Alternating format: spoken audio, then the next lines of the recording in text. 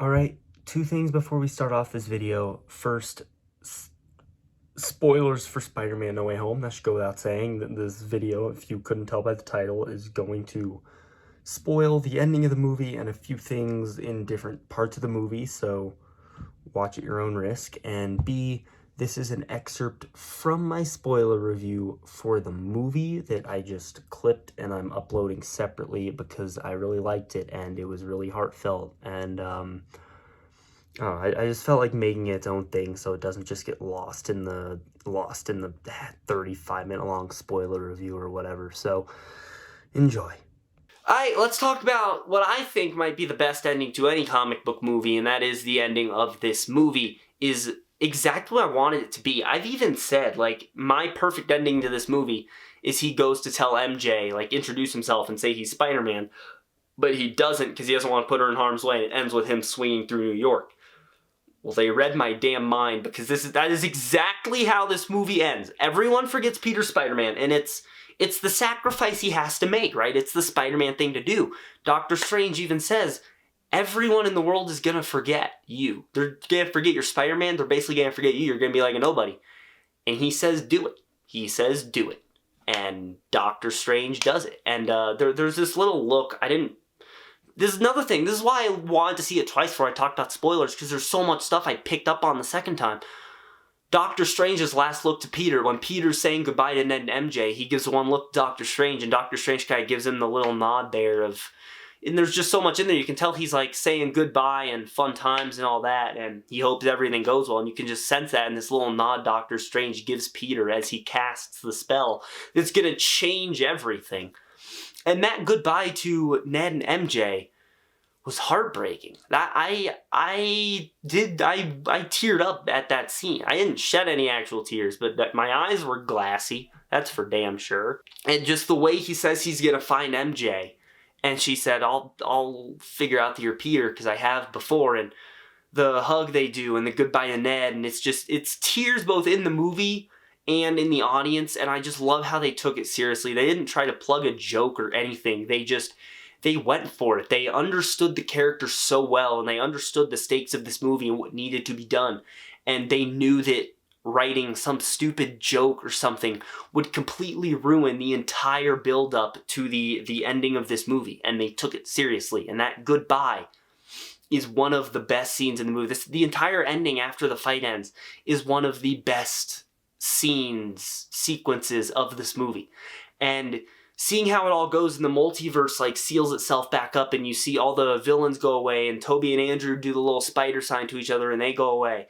And then the kiss between Peter and MJ before Peter has to leave and get out of there, just leaving MJ and Ned and Doctor Strange there, and no one's going to remember who he is, was such beautiful writing. But it gets better, though, because Peter goes to the cafe MJ works at, and he has the script. And he's going to tell her all these stuff and introduce himself and talk about all this stuff. And he ends up ditching the script.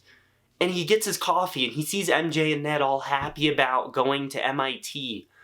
And he just stands there trying to decide if he wants to say anything. I feel like I'm going to cry just talking about it. He's standing there seeing if there's MJ asks if there's anything else he wants to say. And he just folds the script up, puts it in his pocket, and he says he's good. And he leaves the cafe, and that's it. Not going to see Peter and Ned again. I mean, we might see them in the next trilogy, but if we do, it's going to be so different because all that build-up it's the same thing as Gamora dying. When people say they undid Gamora's death, and I say no, they didn't, because we lose the character development. It's the same way. Even if we see MJ and Ned again, everything we've had with them through the trilogy is completely gone. And I think the ending, it just gets better and better as it goes, frankly. Because after that, you get Peter going to Aunt May's grave, and he puts the flowers on it, and Happy walks up. And Happy introduces himself, because Peter doesn't know who Happy doesn't know who Peter is anymore. And they just say they met him through Spider-Man, because they remember Spider-Man, but they don't remember Peter. And then we get, the apartment, and he's in his apartment.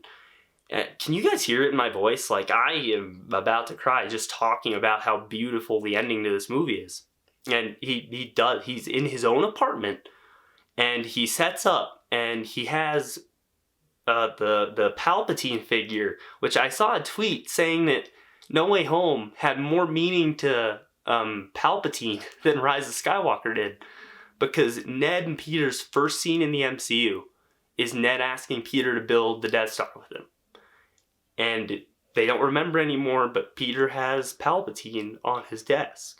And he also has the coffee cup that he got from MJ.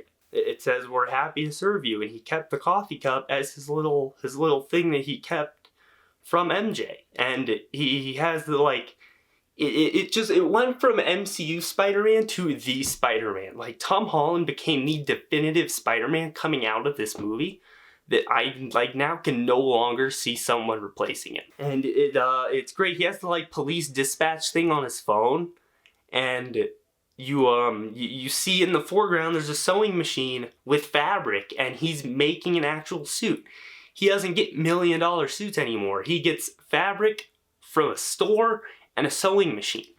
And he jumps out the window, and we get one last scene swinging through New York. He's in a classic red and blue suit. It is classic Spider-Man, swinging through, his theme blasts in, and he jumps towards the screen, and that's how it ends. And it sets up the perfect Spider-Man 4. He ends the movie with absolutely nothing left, and I, like, no Ned, no MJ, no Aunt May, no Happy, nothing. No Avengers, it's just him.